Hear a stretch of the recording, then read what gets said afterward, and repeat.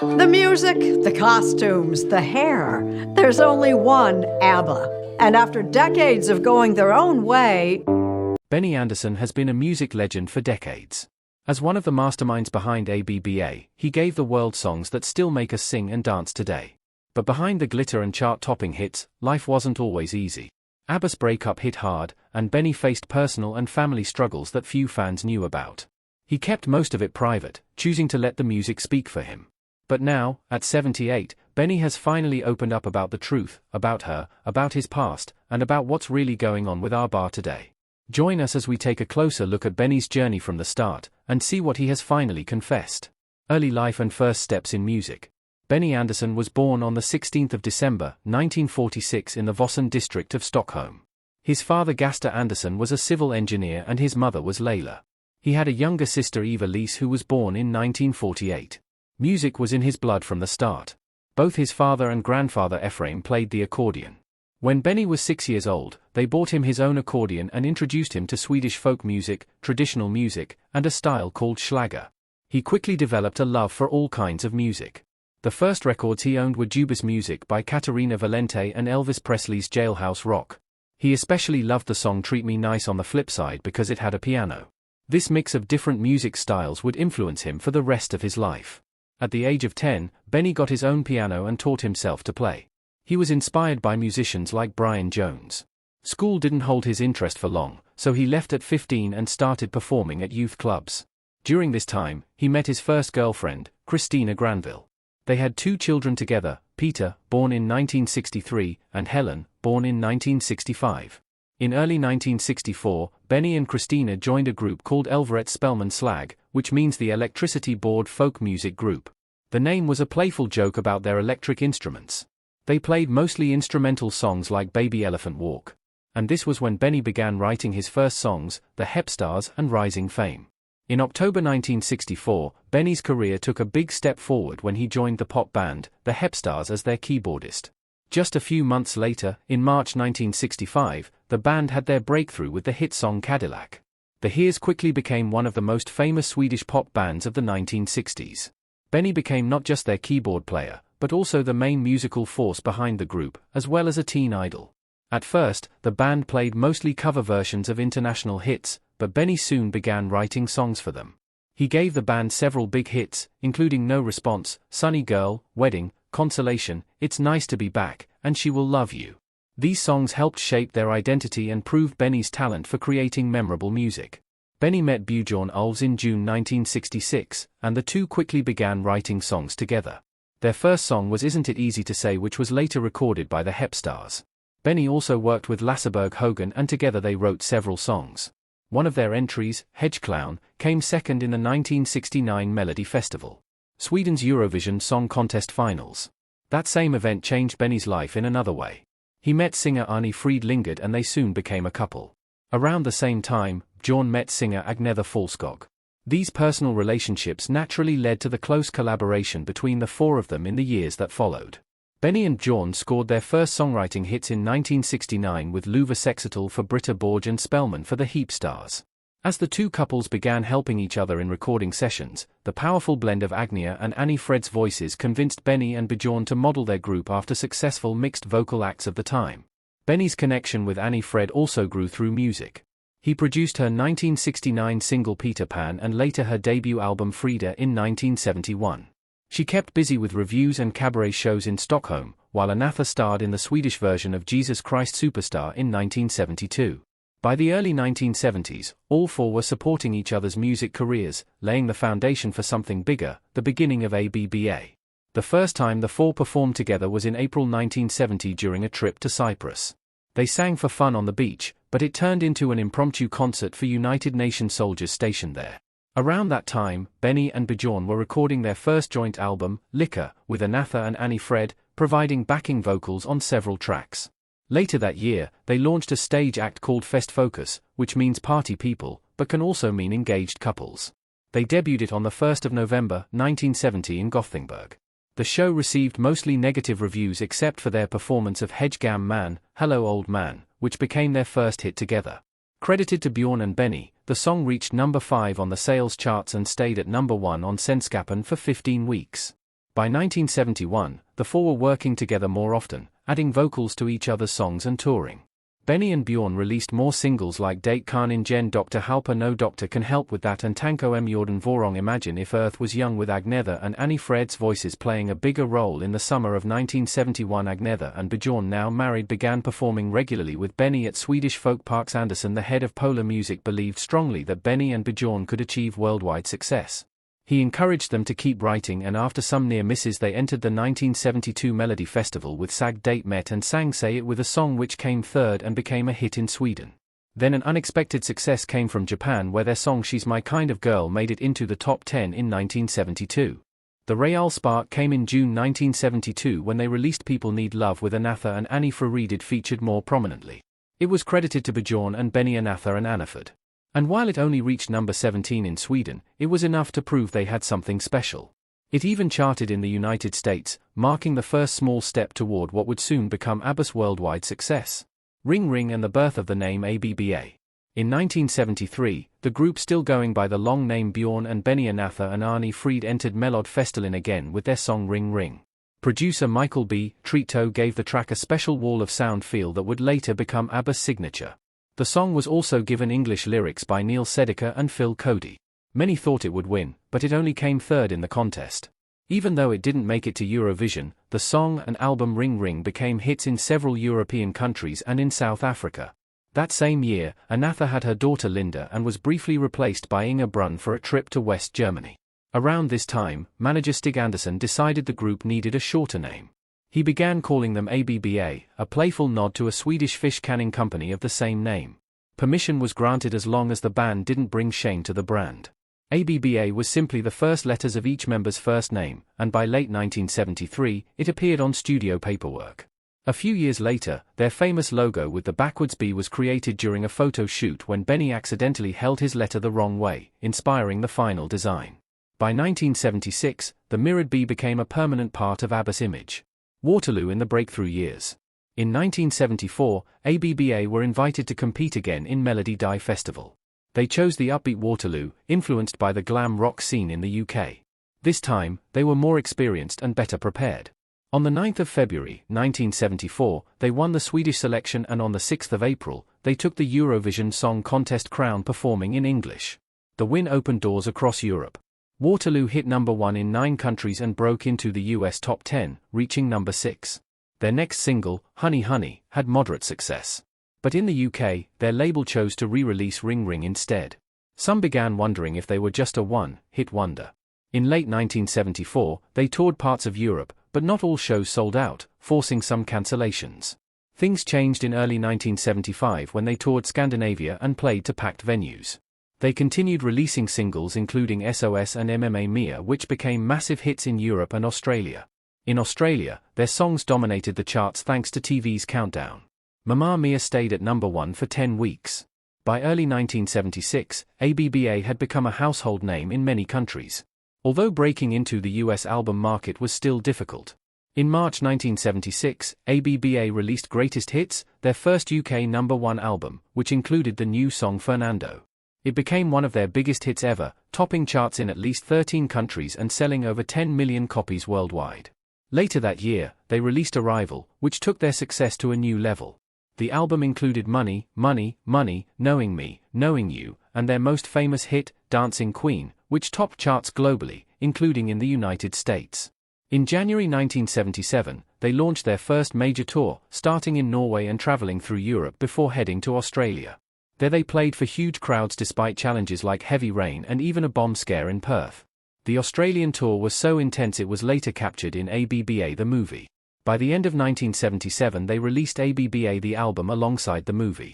Then in April 1979 ABBA released Voulez Vous, recorded partly in Miami's famous Criteria Studios. It included hits like Chiquitita, I Have a Dream and Does Your Mother Know? While the singles didn't all reach number 1 in the UK, they were chart toppers in Belgium and popular in many other countries. Later that year, they released Greatest Hits Val Den 2, which featured Gimme Gimme Gimme, A Man After Midnight, another international hit. In September 1979, they began ABBA, the tour in North America, playing to sold-out arenas. The tour continued in Europe, including 6 nights at London's Wembley Arena. In 1980, they traveled to Japan for 11 sold-out concerts, their last major tour. That July, they released The Winner Takes It All, which many thought reflected Bjorn and Agnesa's divorce, though both denied it was personal. In November, they released Super Trooper, which broke UK records with over 1 million pre-orders. Its title track was their final UK #1. Around this time, ABBA also recorded Gracias por la Musa, a Spanish-language album that became hugely popular in Latin America and opened up a new audience for the group. Their music had now reached every corner of the globe, but their story still had more to unfold. The Visitors and the Beginning of the End. In January 1981, Bjorn Ulvaeus married Lena Kyrjo and ABBA's manager Stig Andersson turned 50. For his birthday, the group recorded a special song called Hövedsvittne as a tribute. Only 200 red vinyl copies were made and given to guests, making it one of ABBA's rarest records.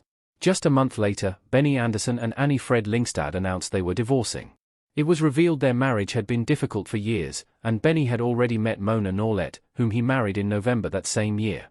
Despite personal struggles, Andersson and Ulvaeus began songwriting in early 1981, and by March, the group was recording again. In April, they filmed Dick Cavett Meets ABBA, a TV special. Their new album, The Visitors, came out later in 1981. It was a more mature record dealing with themes like failed relationships, political oppression, aging, and loss of innocence. The title track even hinted at secret meetings against totalitarian governments. One of Us was the only major single from the album and became ABBA's last #1 in Germany and their final top 3 hit in the UK. The album topped charts in many European countries, but didn't match earlier commercial success in places like France, Australia, and Japan. Another track, When All Is Said and Done, was released in North America and became ABBA's final top 40 hit in the US. It also touched on separation, but in a more hopeful tone. With Benny and Frida's divorce now public, rumors grew about tensions within the group. Recording struggles and final singles. In spring 1982, the group began new songwriting sessions. There were talks about a new album and even a small tour. But by May and June, the process was proving difficult. They only managed to record 3 songs. You Owe Me One, I Am the City, and Just Like That. Benny and Bjorn weren't happy with the results, so the recordings were shelved, and the group took a summer break. In August, plans changed. Instead of a new album, they decided to release a compilation called The Singles, The First 10 Years for Christmas, which would include all their previous hits, plus some new songs. In October and December, they released The Day Before You Came with Cassandra as the B-side and Under Attack with You Owe Me as the B-side. The Day Before You Came became a top 5 hit in several European countries, but in the UK, neither it nor Under Attack made the top 20. The compilation album, however, went to #1 in the UK and Belgium and performed well in countries like Germany and the Netherlands. Under Attack ended up being ABBA's final single before they disbanded. I Am the City was eventually released in 1993, while Just Like That was never released in full despite fan requests. Parts of it were reworked for other projects like the musical Chess. Benny and Bjorn have continued to refuse releasing the complete ABBA version even though it has appeared on bootlegs over the years. The last appearances to promote the singles The First 10 Years. ABBA traveled to London in November 1982, appearing on shows like Saturday Superstore and The Late Late Breakfast Show. The following week, they went to West Germany to perform on Show Express. On the 19th of November, 1982, they made their final TV appearance in Sweden on the show Neues Massanen. Then on the 11th of December, 1982, they performed together for the very last time. This was broadcast to the UK on The Late Late Breakfast Show with Noel Edmonds through a live link from a TV studio in Stockholm. It marked the end of an era, closing the chapter on one of the most successful pop groups the world had ever seen. The two love stories that defined ABBA. You see, ABBA was more than just a band with catchy songs and glittering costumes. They were two real-life couples.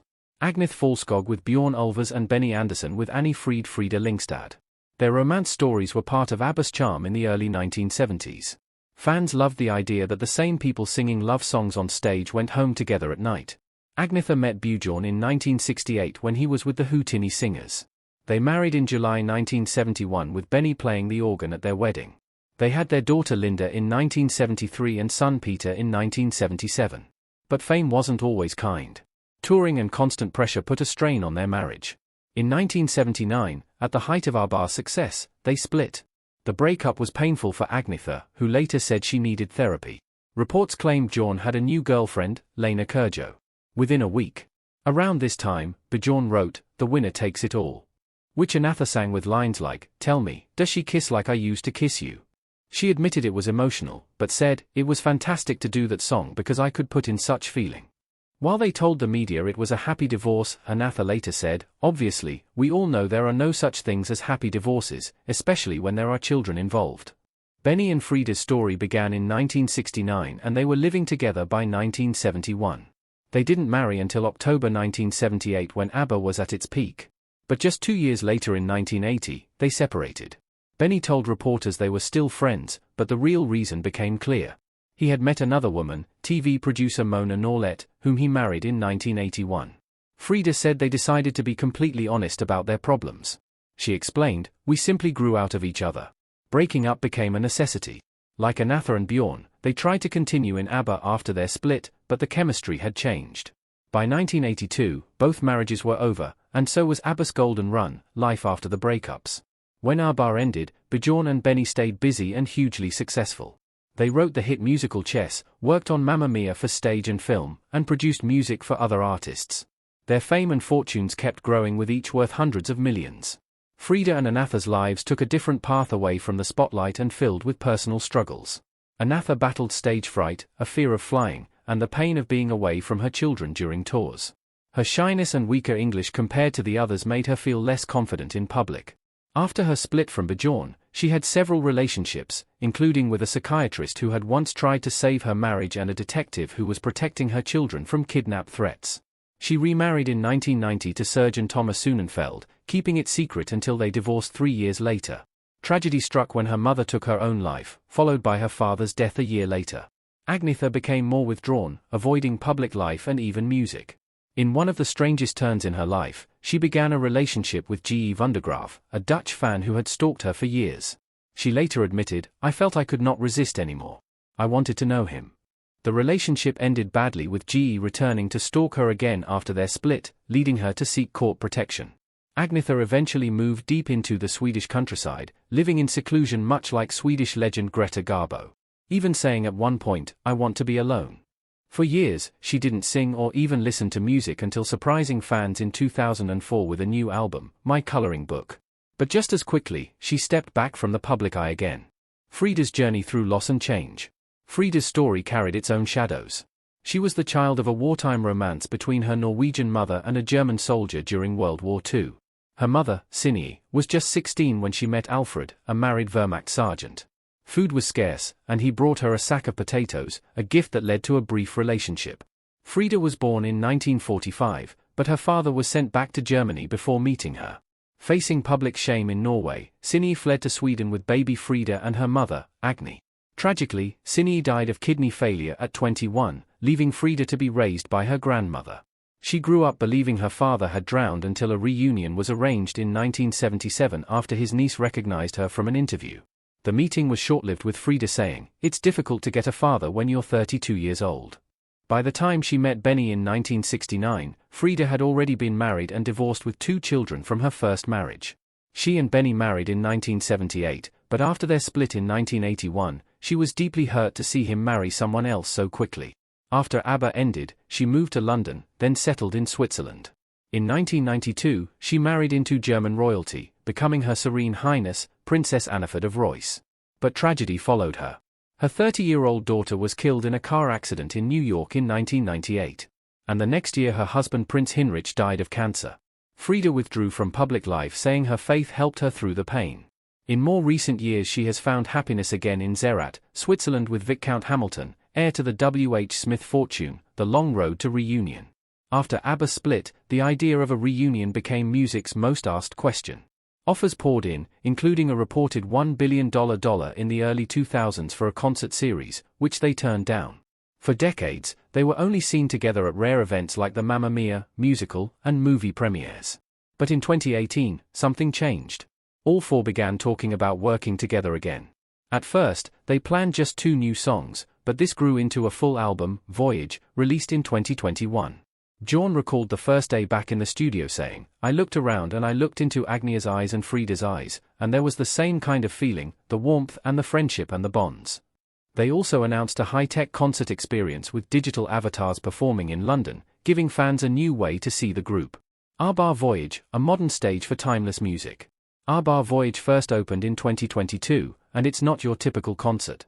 Instead of the band performing live, fans watch digital avatars of the four members as they looked in their 1970s glory days. The holographic show plays inside a custom-built arena in Stratford's Queen Elizabeth Park in London, the site of the 2012 Olympics.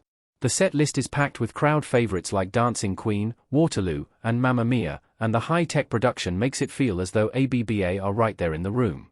The project has been a massive hit both with audiences and financially.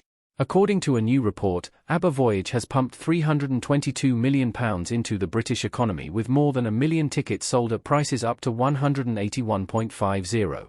And it's not just the numbers. The show has kept ABBA's music alive for new generations while giving longtime fans a nostalgic thrill. For the third anniversary starting May 27th, the production introduced a little added something to the set list, giving returning visitors a fresh reason to come back.